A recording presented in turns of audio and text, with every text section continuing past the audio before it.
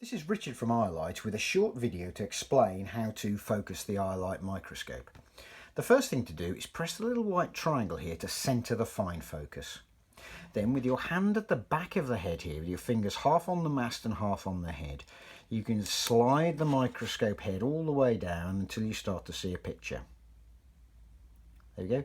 When it's roughly in focus, you can stop and then you can fine focus here electronically. An alternative way that some people like is to simply push the head down, say with your thumb like this. So start with it too high and just push it down until you see something in focus, because you know you're only pushing one way. That's it, and then you can focus like that. Yet another method some people like is to use two hands to focus like this. So I'm just pushing it down with two hands until you start to see something in focus. There we go, and then you can focus that properly with the fine focus. The key thing with all these things though is to push the head at the back here, not at the front. If you push it at the front, it's very difficult to focus.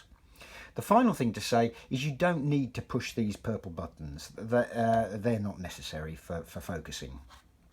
I hope that was helpful, and thank you very much for watching.